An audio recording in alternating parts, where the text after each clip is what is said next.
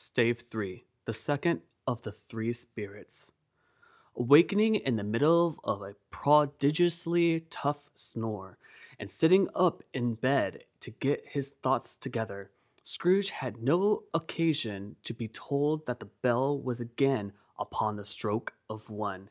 He felt that he was restored to consciousness in the right nick of time, for the especial purpose of holding conference with the second messenger dispatched to him through Marley's intervention, but finding that he turned uncomfortably cold when he began to wonder which of the curtains this new spectre would draw back, he put them every one aside with his own hands, and, laying down again, established a sharp lookout all around the bed, for he wished to challenge the spirit on the moment of its appearance, and did not wish to be taken by surprise and made nervous.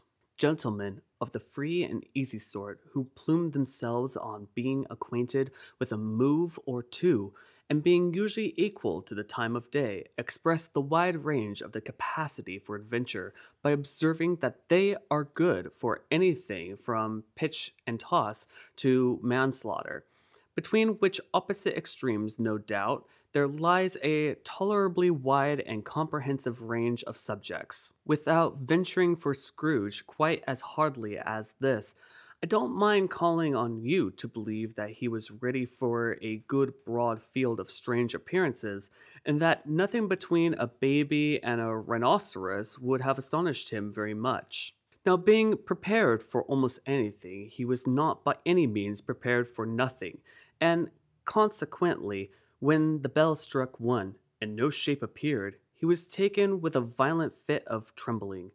5 minutes, 10 minutes, a quarter of an hour went by, yet nothing came. All this time he lay upon a bed, the very core and center of a blaze of ruddy light, which streamed upon it when the clock proclaimed the hour, and which, being only light, was more alarming than a dozen ghosts, as he was powerless to make out which it meant or would be at, and was sometimes apprehensive that he might be at that very moment an interesting case of spontaneous combustion, without having the consultation of knowing it. At least, however, he began to think, as you or I would have thought at first, for it is always the person not in the predicament who knows what ought to have been done in it, and would unquestionably have done it too. At least, I say, he began to think the source and secret of his ghostly light might be in the adjoining room, from whence, or further tracing it, it seemed to shine. This idea taking full possession of his mind, he got up softly and shuffled in his slippers to the door. The moment Scrooge's hand was on the lock, a strange voice called him by his name and bade him enter. He obeyed. In his own room, there was no doubt about it but it had undergone a surprising transformation. The walls and ceilings were hung with living green that it looked a perfect grove, from every part of which bright, gleaming berries glistened. The crisp leaves of holly, mistletoe, and ivy reflected back the light, as if so many little mirrors had been scattered there, and such a mighty blaze went roaring up the chimney, as that dull petrification of a hearth had never known in Scrooge's time, or Marley's for many a winter season gone.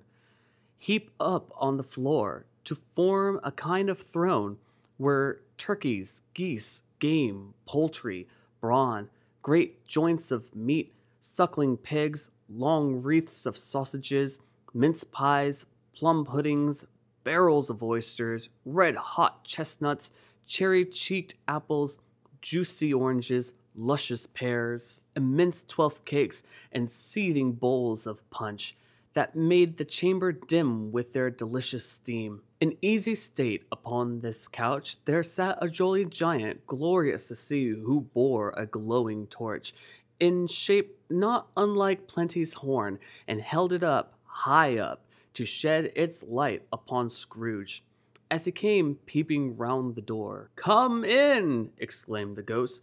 Come in and know me better, man. Scrooge entered timidly and hung his head before this spirit. He was not the dogged Scrooge he had been, and though the spirit's eyes were clear and kind, he did not like to meet them. I am the ghost of Christmas present, said the spirit. Look upon me. Scrooge reverently did so. It was clothed in one simple, deep green robe, or mantle, bordered with white fur. This garment was hung loosely on the figure, that its capacious breast was bare, as if disdaining to be warded or concealed by any artifice. Its feet, observable beneath the ample folds of the garment, were also bare, and on its head it wore no other covering other than a holly wreath, set here and there with shining icicles. Its dark brown curls were long and free as its gentle face, its sparkling eyes, its open hand, its cheery voice, its unconstrained demeanor, and its joyful air. Girded round its middle was an antique scabbard, but no sword was on it, and the ancient sheath was eaten up with rust. Have you ever seen the like of me before? Exclaimed the spirit. Never, Scrooge made answer to it. Have you never walked forth with the younger members of my family? Meaning, for I am very young, my elder brothers born in these later years? Pursued the phantom. I don't think I have, said Scrooge. I am afraid I have not. Have you had many brothers, spirit? More than 1,800, said the ghost. A tremendous family to provide for, muttered Scrooge. The ghost of Christmas present rose. Spirit, said Scrooge submissively, conduct me where you will. I went forth last night on compulsion, and I learned a lesson which is working now. Tonight, if you were aught to teach me, let me profit by it. Touch my robe. Scrooge did as he was told, and held it fast. Holly, mistletoe, red berries, ivy, turkeys, geese, game, poultry, brawn, meats, pigs, sausages, oysters, pies, puddings, fruit, and punch all vanished instantly. So did the room, the fire, the ruddy glow, the hour of the night, and they stood in the city streets on Christmas morning, where, for the weather was severe, the people made a rough, but brisk and not unpleasant kind of music, in scraping the snow from the pavement in front of their dwellings and from the top of their houses, when it was mad delight to the boys to see it come plumbing down into the road below and splitting into artificial little snowstorms. The house fronts looked black enough, and the windows blacker, contrasting with the smooth white sheet of snow upon the roofs, and with the dirtier snow upon the ground, which last deposit had been plowed up in deep furrows by the heavy wheels of carts and wagons, furrows that crossed and recrossed each other hundreds of times where the great streets branched off, and made intricate channels hard to trace in the thick yellow mud and icy water. The sky was gloomy, and the shortest streets were choked up with a dingy mist, half thawed, half frozen, whose heavier particles descended in a shower of sooty atoms, as if all the chimneys in Great Britain had, by one consent, caught fire, and were blazing away to their dear hearts' content. There was nothing very cheerful in the climate or the town, and yet there was an air of cheerfulness abroad that the clearest summer air and brightest summer sun might have endeavored to diffuse in vain. For the people who were shoveling away on the housetops were jovial and full of glee, calling out to one another from the parapets, and now and then exhausting a facetious snowball, better natured missile far than many a worldly jest, laughing heartily if it went right, and not less heartily if it went wrong. The poulterers' shops were still half open, and the fruiterers were radiant in their glory. There were great round pot-bellied baskets of chestnuts shaped like the waistcoats of jolly old gentlemen, lolling at the doors and tumbling out into the street in their epileptic opulence. There were ruddy, brown-faced, broad-githered Spanish onions shining in the fatness of their growth like Spanish flares, and winking from their shelves in wanton slyness at the girls as they went by, and glancing demurely at the hung-up mistletoe. There were pears and apples clustered high in the blooming pyramids. There were bunches of grapes made in the shopkeeper's benevolence to dangle from the conspicuous hooks, that people's mouths might water gratis as they passed. There were piles of filberts, mossy and brown, recalling in their fragrance ancient walks among the woods, and pleasant shufflings ankle deep through withered leaves. There were Norfolk biffins, squab and swarthy, setting off the yellow and the oranges and the lemons and the great compactness of their juicy persons, urgently entertaining and beseeching to the carried home in paper bags and eaten after dinner. The very gold and silver fish set forth among these choice fruits in a bowl, though members of a dull and stagnant blooded race appeared to know that there was something on, and to a fish went grasping round and round their little world in slow and passionless excitement. The grocers, oh, the grocers, nearly closed with perhaps 2 shutters down, or 1, but through these gaps such glimpses. It was not alone that the scales descending on the counter made a merry sound, or that the twine and roller parted company so briskly, or that the canisters were rattled up and down like juggling tricks, or even that the blended scents of tea and coffee were so grateful to the nose, or even that the raisins were so plentiful and rare, the almonds so extremely white, the sticks of cinnamon so long and straight, the other spices so delicious, the candied fruits so caked and spotted with molten sugar as to make the coldest lookers-on feel faint and subsequently bilious.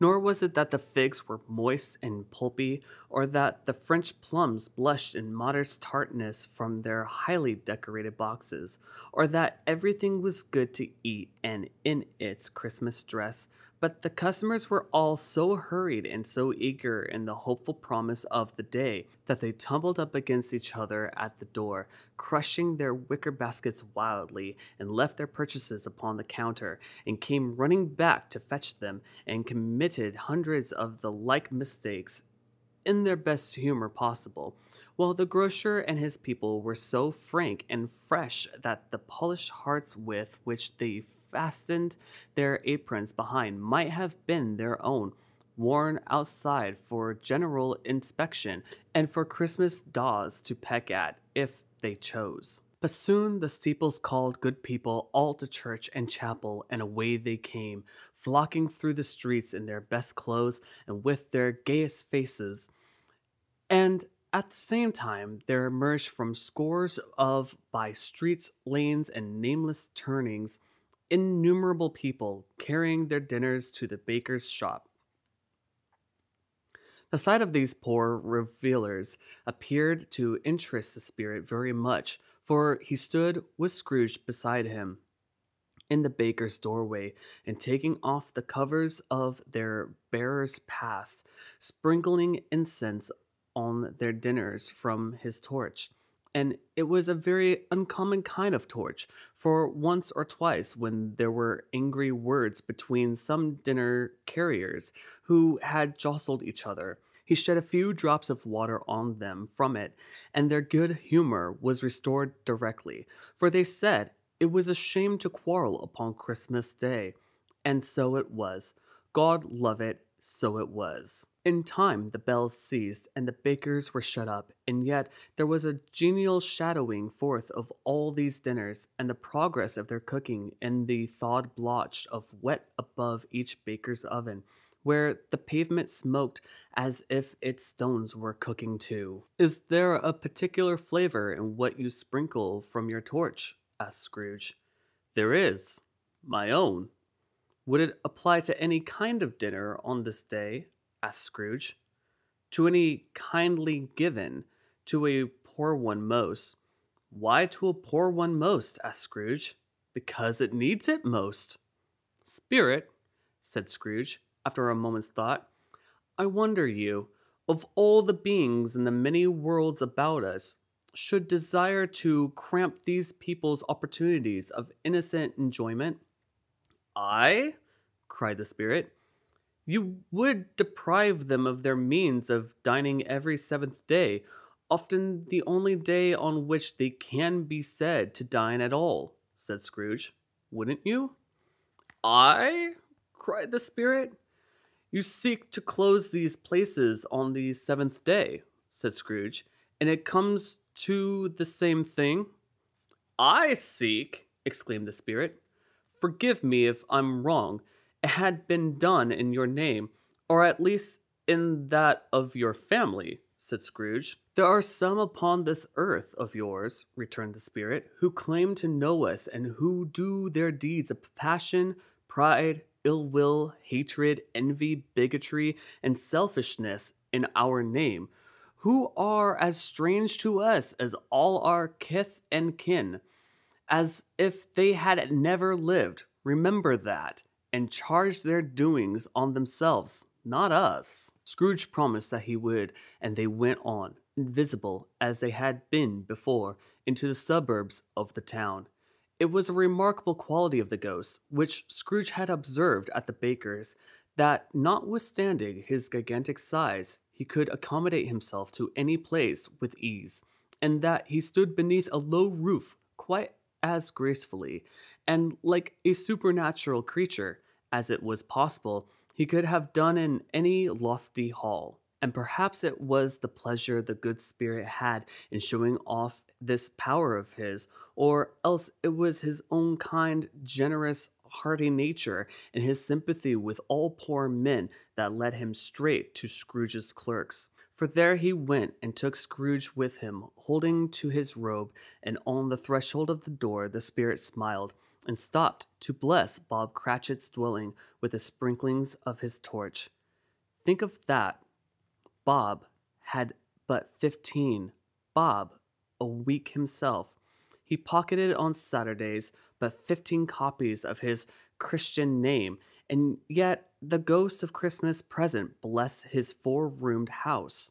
Then up rose Miss Cratchit, Cratchit's wife, dressed out but poorly in a twice-turned gown, but brave in ribbons which are cheap and make a goodly show for sixpence, and she laid the cloth assigned by Bellina Cratchit, second of her daughters, also brave in ribbons, while Master Peter Cratchit plunged a fork into the saucepan of potatoes, and getting the corners of his monstrous shirt collar, Bob's private property, coffered upon his son and heir in honor of the day, into his mouth, rejoiced to find himself so gallantly attired, and yearned to show his linen in the fashionable parks. And now 2 smaller Cratchits, boy and girl, came tearing in, screaming that outside the baker's they had smelled the goose and known it for their own, and, basking in luxurious thoughts of sage and onion, these young Cratchits danced about the table and exalted Master Peter Cratchit to the skies, while he, not proud, although his colors nearly choked him, blew the fire until the slow potatoes, bubbling up, knocked loudly at the saucepan lid to be let out and peeled. "What has ever got your precious father, then?" said Miss Cratchit, "and your brother, Tiny Tim, and Martha, weren't as late last Christmas Day by half an hour." "Here's Martha, mother," said a girl, appearing as she spoke. "Here's Martha, mother," cried the 2 young Cratchits. "Hurrah! There's such goose, Martha." "Why, bless your heart alive, my dear, how late you are," said Miss Cratchit, kissing her a dozen times and taking off her shawl and bonnet for her with officious zeal. "We'd a deal of work to finish up last night," replied the girl, "and had to clear away this morning, mother." "Well, never mind so long as you are come," said Miss Cratchit. "Sit ye down before the fire, my dear, and have a warm, Lord bless ye." "No, no, there's father coming," cried the two young Cratchits, who were everywhere at once. "Hide, Martha, hide!" So Martha hid herself, and in came little Bob, the father, with at least 3 feet of comforter, exclusive of the fringe, hanging down before him, and his threadbare clothes darned up and brushed to look seasonable, and Tiny Tim upon his shoulder. Alas, for Tiny Tim, he bore a little crutch, and had his limbs supported by an iron frame. "Why, where's Martha?" cried Bob Cratchit, looking round. "Not coming," said Miss Cratchit. "Not coming?" said Bob, with a sudden disillusion in his high spirits, for he had been Tim's blood horse all the way from church, and had come home rampant. "Not coming upon Christmas Day?" Martha didn't like to see him disappointed, if it were only a joke, so she came out prematurely from behind the closet door and ran into his arms, while the two young Cratchits hustled Tiny Tim and bore him off into the wash-house, that he might hear the pudding singing in the copper. "And how did little Tim behave?" asked Miss Cratchit, when she had rallied Bob on his credulity, and Bob had hugged his daughter to his heart's content. "As good as gold," said Bob, "and better. Somehow he gets thoughtful, sitting by himself so much, and thinks the strangest things you ever heard. He told me, coming home, that he hoped the people saw him in the church, because he was a cripple, and it might be pleasant to them to remember, upon Christmas Day, who made lame beggars walk and blind men see." Bob's voice was tremulous when he told them this, and trembled more when he said that Tiny Tim was growing strong and hearty. His active little crutch was heard upon the floor, and back came Tiny Tim before another word was spoken, escorted by his brother and sister to his stool beside the fire, and while Bob, turning up his cuffs, as if, poor fellow, they were capable of being made more shabby, compounded some hot mixture in a jug with gin and lemons, and stirred it round and round, and put it on the hob to simmer. Master Peter and the two ubiquitous young Cratchits went to fetch the goose, with which they soon returned in high possession. Such a bustle ensued that you might have thought a goose the rarest of all birds, a feathered phenomenon, to which a black swan was a matter of course. And in truth, it was something very like it in that house. Miss Cratchit made the gravy ready beforehand in a little saucepan, hissing hot. Master Peter mashed the potatoes with incredible vigor. Miss Belinda sweetened up the applesauce. Martha dusted the hot plates. Bob took Tiny Tim beside him in a tiny corner at the table. The two young Cratchits set chairs for everybody, not forgetting themselves, and mounting guard upon their posts, crammed spoons into their mouths, lest they should shriek for goose before their turn came to be helped. At last the dishes were set on, and grace was said. It was succeeded by a breathless pause, as Miss Cratchit, looking all along the carving knife, prepared to plunge it into the breast, but when she did, and when the long-expected gush of stuffing issued forth, one murmur of delight arose all around the board, and even Tiny Tim, excited by the two young Cratchits, beat on the table with the handle of his knife, and feebly cried, "Hurrah!" There never was such a goose. Bob said he didn't believe there ever was such a goose cooked. Its tenderness and flavor, size and cheapness, were the themes of universal admiration. Eked out by applesauce and mashed potatoes, it was a sufficient dinner for the whole family. Indeed, as Miss Cratchit said with great delight, surveying one small atom of a bone upon the dish, they hadn't ate it all at last, yet every one had enough. And the youngest Cratchits in particular were steeped in sage and onion to the eyebrows.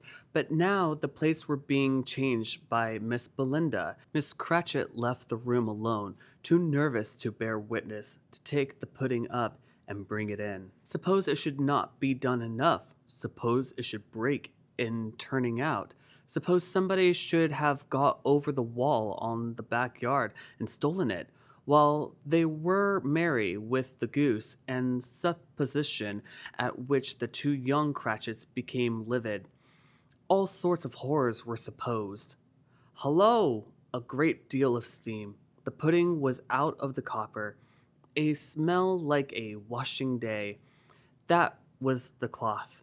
A smell like an eating house and a pastry cook's next door to each other, with a laundress next door to that. That was the pudding.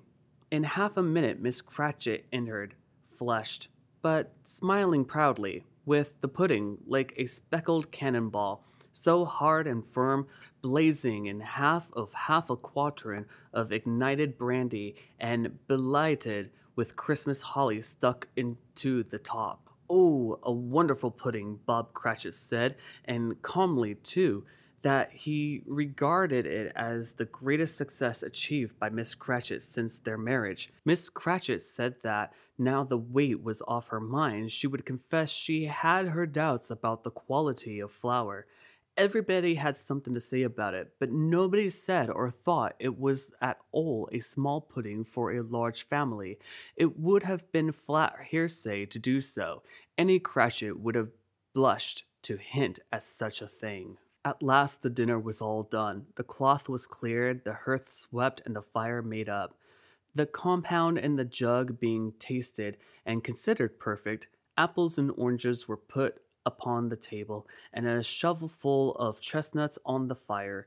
Then all the Cratchit family drew round the hearth in what Bob Cratchit called a circle, meaning half a one, and at Bob Cratchit's elbow stood the family display of glass, 2 tumblers, and a custard cup without a handle. These held the hot stuff from the jug, however, as well as golden goblets would have done, and Bob served it out with beaming looks, while the chestnuts on the fire sputtered and crackled noisily. Then Bob proposed, "A Merry Christmas to us all, my dears. God bless us," which all the family re-echoed. "God bless us, every one," said Tiny Tim, the last of all. He sat very close to his father's side upon his little stool. Bob held his withered little hand in his, as if he loved the child and wished to keep him by his side, and dreaded that he might be taken from him.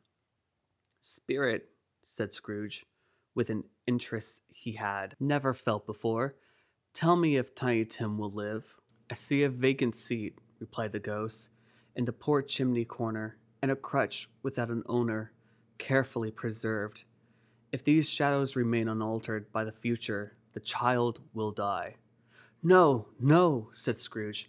"Oh, no, kind spirit, say he will be spared." "If these shadows remain unaltered by the future, none other of my race," returned the ghost, "will find him here. What then? If he be like to die, he had better do it, and decrease the population." Scrooge hung his head to hear his own words quoted by the spirit, and was overcome with penitence and grief. "Man," said the ghost, "if man you be in heart, not adamant, forbear that wicked cant until you have discovered what the surplus is, and where it is. Will you decide what men shall live, what men shall die? It may be that in the sight of heaven you are more worthless and less fit to live than millions like this poor man's child. Oh God, to hear the insect of the leaf pronouncing on thee too much life among his hungry brothers in the dust." Scrooge bent before the ghost's rebuke, and trembling, cast his eyes upon the ground, but he raised them speedily on hearing his own name. "Mr. Scrooge," said Bob. "I'll give you Mr. Scrooge, the founder of this feast." "The founder of the feast, indeed!" cried Miss Cratchit, reddening. "I wish I had him here. I'd give him a piece of my mind to feast upon, and I hope he'd have a good appetite for it." "My dear," said Bob, "the children, Christmas Day." "It should be Christmas Day, I am sure," said she, "on which one drinks the health of such an obvious stingy, hard, unfeeling man as Mr. Scrooge. You know he is, Robert. Nobody knows it better than you do, poor fellow. My dear, was Bob's mild answer, Christmas Day. I'll drink to his health for your sake, and the day's, said Miss Cratchit. Not for his. Long life to him. A Merry Christmas and a Happy New Year. He'll be very merry and very happy, I'll have no doubt. The children drank the toast after her. It was the first of their proceedings which had no heartiness in it. Tiny Tim drank it last of all, but he didn't care twopence for it. Scrooge was the ogre of the family. The mention of his name cast a dark shadow on the party, which was not dispelled for full 5 minutes. After it had passed away, they were 10 times merrier than before, from the mere relief of Scrooge, the baleful being done with. Bob Cratchit told them how he had a situation in his eye for Master Peter, which would bring in, if obtained, full 5 and 6 pence weekly. The two young Cratchits laughed tremendously at the idea of Peter's being a man of business, and Peter himself looked thoughtfully at the fire from between his collars, as if he were deliberating what particular investments he should favor when he came into the receipt of that bewildering income.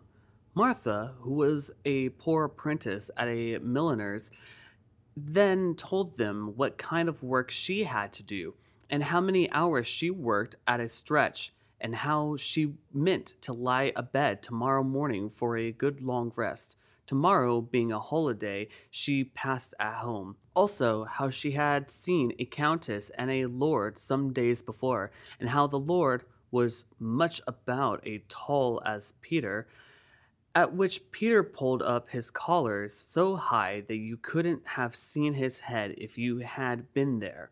All this time the chestnuts and the jug went round and round, and by they had a song about a lost child traveling in the snow, from Tiny Tim, who had a plaintive little voice and sang it very well indeed. There was nothing of high mark in this.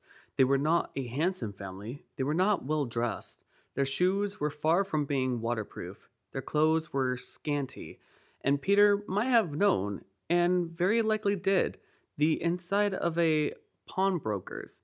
But they were happy, grateful, pleased with one another, and contented with the time. And when they faded, and looked happier yet, in the bright sprinklings of the spirit's torch at parting, Scrooge had his eye upon them, and especially on Tiny Tim, until the last. By this time it was getting dark and snowing pretty heavily, and as Scrooge and the spirit went along the streets, the brightness of the roaring fires in kitchens, parlors, and all sorts of rooms was wonderful. Here the flickering of the blaze showed preparations for a cozy dinner, with hot plates baking through and through before the fire, and deep red currants ready to be drawn to shut out cold and darkness. There, all the children of the house were running out into the snow to meet their married sisters, brothers, cousins, uncles, aunts, and be the first to greet them. Here, again, were shadows on the window blinds of guests assembling, and there a group of handsome girls, all hooded and fur-booted, and all chattering at once, tripped lightly off to some near neighbor's house, where woe upon the single man who saw them enter. Artful witches! Well, they knew it in a glow. But if you had judged from the numbers of people on their way to friendly gatherings, you might have thought that no one was at home to give them welcome when they got there, instead of every house expecting company and piling up its fires half chimney high. Blessings on it! How the ghosts exulted!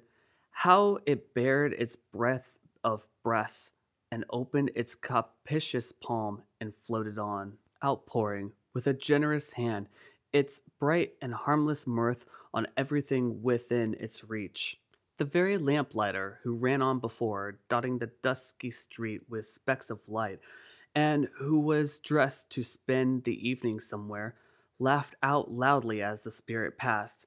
though little keened the lamplighter that he had any company but Christmas. And now, without a word of warning from the ghost, they stood upon a bleak and desert moor, where monstrous masses of rude stone were cast about, as though it were the burial place of giants, and water spread itself wheresoever it listed, or would have done so, but for the frost that held it prisoner, and nothing grew but moss and furze and coarse, rank grass. Down in the west, the setting sun had left a streak of fiery red, which glared upon the desolation of an instant, like a sullen eye, and, frowning lower, lower, lower yet, was lost in the thick gloom of darkness night. "What place is this?" said Scrooge. "A place where miners live, who harbor in the bowels of the earth," returned the spirit. "But they know me, see?" A light shone from the window of a hut, and swiftly they advanced toward it. Passing through the wall of mud and stone, they found a cheerful company assembled round a glowing fire. An old man and woman, with their children and their children's children, and another generation beyond that, all decked out gaily in their holiday attire. The old man, in a voice that seldom rose above the howling of the wind upon the barren waste, was singing them a Christmas song. It had been a very old song when he was a boy, and from time to time they all joined in the chorus. So surely as they raised their voices, the old man got quite blithe and loud, and so surely as they stopped, his vigor sank again. The spirit did not tarry here, but bade Scrooge hold his robe, and, passing on above the moor, sped whither? Not to see? To see. To Scrooge's horror, looking back, he saw the last of the land, a frightful range of rocks behind them, and his ears were deafening by the thundering of water, as it rolled and roared and raged among the dreadful caverns it had worn, and fiercely tried to undermine the earth. Built upon a dismal reef of sunken rocks, some leagues or so from shore, on which the waters chafed and dashed the wild year through, there stood a solitary lighthouse. Great heaps of seaweed clung to its base, and storm birds, borne on the wind, one might suppose as seaweed of the water, rose and fell above it, like the waves they skimmed. But even here, two men who watched the light had made a fire, that through the loophole in the thick stone wall shed out a ray of brightness on the awful sea. Joining their horny hands over the rough table at which they sat, they wished each other Merry Christmas in their can of grog, and one of them, the elder, too, with his face all damaged and scarred with hard weather, as the figurehead of an old ship might be, struck up a sturdy song that was like a gale in itself. Again the ghost sped on, above the black and heavy sea, on and on, until being far away, as he told Scrooge, from any shore, they lighted on a ship. They stood beside the helmsman at the wheel, the lookout in the bow, the officer who had the watch, dark, ghostly figures in their several stations, but every man among them hummed a Christmas tune, or had a Christmas thought, or spoke below his breath to his companions of some begone Christmas day, with homeward hopes belonging to it. And every man on board, waking or sleeping, good or bad, had had a kinder word for one another on that day in the year, and had shared to some extent in its festivities, and had remembered those he cared for at a distance, and had known that they delighted to remember him. It was a great surprise to Scrooge, while listening to the moaning of the wind, and thinking what a solemn thing it was to move on through the lonely darkness over an unknown abyss, whose depths were secret as profound as death. It was a great surprise to Scrooge, while thus engaged, to hear a hearty laugh. It was a much greater surprise to Scrooge to recognize it as his own nephew's, and to find himself in a bright, dry, gleaming room with the spirit standing smiling by his side and looking at that same nephew with approving affability. "Ha ha ha ha!" laughed Scrooge's nephew. "Ha ha ha ha! If you should happen, by any unlikely chance, to know a man more blessed in a laugh than Scrooge's nephew, all I can say is, I should like to know him, too. Introduce him to me, and I'll cultivate his acquaintance. It's a fair, even-handed, noble adjustment of things that, while there is inflection in disease and sorrow, there is nothing in the world so irresistibly contagious as laughter and good humor. When Scrooge's nephew laughed in this way, holding his sides, rolling his head, and twisting his face into the most extravagant contortions, Scrooge's niece, by marriage, laughed as heartily as he, and their assembled friends, being not a bit behind, roared out lustily. He said that Christmas was a humbug, as I live, cried Scrooge's nephew. He believed it too! More shame for him, Fred, said Scrooge's niece indignantly. Bless those women, they never do anything by halves. They are always in earnest. She was very pretty, exceedingly pretty, with a dimpled, surprised-looking capital face, a ripe little mouth that seemed made to be kissed, as no doubt it was all kinds of good little dots about her chin that melted into one another when she laughed, and the sunniest pair of eyes you ever saw in any little creature's head. Although she was what you would have called provoking, you know, but satisfactory, too. Oh, perfectly satisfactory. He's a comical old fellow, said Scrooge's nephew. That's the truth, and not so pleasant as he might be. However, his offenses carry their own punishment, and I have nothing to say against him. I'm sure he's very rich, Fred, hinted Scrooge's niece. At least you always tell me so. What of that, my dear? Said Scrooge's nephew.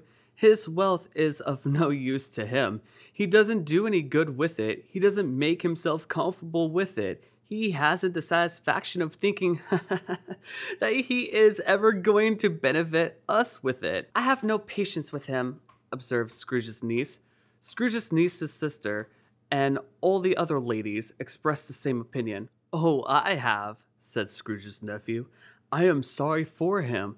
I couldn't be angry with him if I tried. Who suffers by his ill whims? Himself always. Here he takes it into his head to dislike us, and he won't come and dine with us. What's the consequence? He doesn't lose much of a dinner. Indeed, I think he loses a very good dinner, interrupted Scrooge's niece. Everybody else said the same, and they must be allowed to have been contempted judges, because they had just had dinner, and, with the dessert upon the table, were clustered round the fire by lamplight. Well, I'm very glad to hear it, said Scrooge's nephew, because I haven't any great faith in these young housekeepers. What do you say, Topper? Topper had clearly got his eye upon one of Scrooge's niece's sisters, for he answered that a bachelor with a wretched outcast who had no right to express an opinion on the subject. Whereat Scrooge's niece's sister, the plump one with the lace tucker, not the one with the roses, blushed. Do go on, Fred, said Scrooge's niece, clapping her hands. He never finishes what he begins to say. He is such a ridiculous fellow. Scrooge's nephew revealed in another laugh, and as it was impossible to keep the infection off, though the plump sister tried hard to do it with aromatic vinegar, his example was unanimously followed. I was only going to say, said Scrooge's nephew, that the consequence of taking a dislike to us and not making merry with us is, as I think, that he loses some pleasant moments which could do him no harm. I am sure he loses pleasanter companions than he can find in his own thoughts, either in his moldy old office or his dusty chambers. I mean to give him the same chance every year, whether he likes it or not, for I pity him. He may rail at Christmas till he dies, but he can't help thinking better of it. I defy him. If he finds me going there in good temper year after year and saying, Uncle Scrooge, how are you? If it only puts him in the vein to leave his poor clerk £50, that's something. And I think I shook him yesterday. It was their turn to laugh now at the notion of his shaking Scrooge, but being thoroughly good natured and not much caring what they laughed at, so that they laughed at any rate, he encouraged them in their merriment and passed the bottle joyously. After tea, they had some music, for there were musical family, and knew what they were about when they sung a glee or catch. I can assure you, especially Topper, who could growl away in the bass like a good one, and never swell the large veins in his forehead, or get red in the face over it. Scrooge's niece played well upon the harp, and played, among other tunes, a simple little air, a mere nothing. You might learn to whistle it in 2 minutes, which had been familiar to the child who fetched Scrooge from the boarding school, as he had been reminded by the ghost of Christmas past. When this strain of music sounded, all the things that ghosts had shown him come upon his mind. He softened more and more, and thought that if he could have listened to it often years ago, he might have cultivated the kindness of life for his own happiness with his own hands, without resorting to the sexton spade that buried Jacob Marley. But they didn't devote the whole evening to music. After a while they played at forfeits, for it is good to be children sometimes, and never better than at Christmas, when its mighty founder was a child himself. Stop! There was first a game at Blind Man's Bluff. Of course there was, and I no more believe Topper was really blind than I believe he had eyes in his boots. My opinion is that it was a done thing between him and Scrooge's nephew, and that the ghost of Christmas present knew it. The way he went after that plump sister in the lace tucker was an outrage on the credulity of human nature, knocking down the fire irons, tumbling over the chairs, bumping up against the piano, smothering himself among the curtains. Wherever she went, there went he. He always knew where the plump sister was. He wouldn't catch anybody else. If you had fallen up against him, as some of them did, on purpose, he would have made a feint of endeavoring to seize you, which would have been an effort to your understanding, and would instantly have settled off in the direction of the plump sister.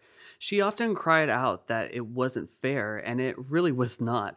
But when at last he caught her, when, in spite of all her silken rustlings and her rapid flusterings past him, he got her into a corner whence there was no escape, then his conduct was the most execrable.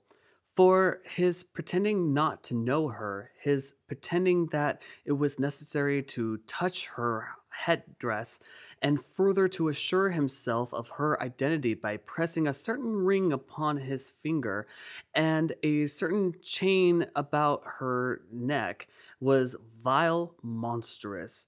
No doubt she told him her opinions of it, when another blind man being in office, they were so very confidential together, behind the curtains.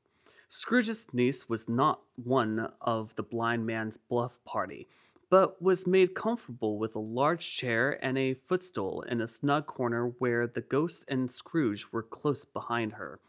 But she joined in the forfeits, and loved her love to admiration with all the letters of the alphabet. Likewise at the game of how, when, and where, she was very great, and, to the secret joy of Scrooge's nephew, beat her sisters hollow, though they were sharp girls too, as Topper could have told you. There might have been 20 people there, young and old, but they all played, and so did Scrooge, for wholly forgetting, in the interest he had in what was going on, that his voice made no sound in their ears. He sometimes came out with his guests quite loud, and very often guessed right, too. For the sharpest needle Bess Whitechapel warranted not to cut in the eye was not sharper than Scrooge, blunt as he took it in his head to be. The ghost was greatly pleased to find him in this mood, and looked upon him with such favor, that he begged like a boy to be allowed to stay until the guests departed. But this, the spirit said, could not be done. "Here is a new game," said Scrooge. "1 half-hour, spirit, only one." It was a game called Yes and No, where Scrooge's nephew had to think of something, and the rest must find out what. he only answering to their questions yes or no, as the case was. The brisk fire of questioning to which he was exposed elicited from him that he was thinking of an animal, a living animal, rather a disagreeable animal, a savage animal, an animal that growled and grunted sometimes, and talked sometimes, and lived in London, and walked about the streets, and wasn't made a show of, and wasn't led by anybody, and didn't live in a menagerie, and was never killed in a market. It was not a horse, or an ass, or a cow, or a bull, or a tiger, or a dog, or a pig, or a cat, or a bear. A very flesh question that was put to him. This nephew burst into a flesh roar of laughter and was inexpressibly tickled that he was obliged to get up off the sofa and stamp. At last the plum sister, falling into a simpler state, cried out, "I have found it out! I know what it is, Fred! I know what it is!" "What is it?" cried Fred. "It's your Uncle Scrooge!" Which it certainly was. Admiration was the universal sentiment, though some objected that the reply to "Is it a bear?" ought to have been yes, inasmuch as the answer in the negative was sufficient to have diverted their thoughts from Mr. Scrooge, supposing they had ever had any tendency that way. "He has given us plenty of merriment, I am sure," said Fred, "and it would be ungrateful not to drink his health. Here is a glass of mulled wine ready to our hand at the moment, and I say, Uncle Scrooge." "Well, Uncle Scrooge," they cried, "a Merry Christmas and a Happy New Year to the old man, wherever he is," said Scrooge's nephew. "He wouldn't take it from me, but may he have it, nevertheless. Uncle Scrooge!" Uncle Scrooge had imperceptibly become so gay and light of heart that he would have pledged the unconscious company in return, and thanked them in an inaudible speech, if the ghost had given him time. But the whole scene passed off in the breath of the last words spoken by his nephew, and he and the spirit were again upon their travels. Much they saw, and far they went, and many homes they visited, but always with a happy end. The spirit stood beside sick beds, and they were cheerful. On foreign lands, and they were close at home, by struggling men, and they were patient in their greater hope, by poverty, and it was rich, in almshouse, hospital, and jail, in misery's every refuge, where vain man, in his little brief authority, had not made fast the door, and barred the spirit out. He left his blessing, and taught Scrooge his precepts. It was a long night, if it were only a night, but Scrooge had his doubts of this, because the Christmas holidays appeared to be condensed into the space of time they passed together. It was strange, too, that while Scrooge remained unaltered in his outward form, the ghost grew older, clearly older.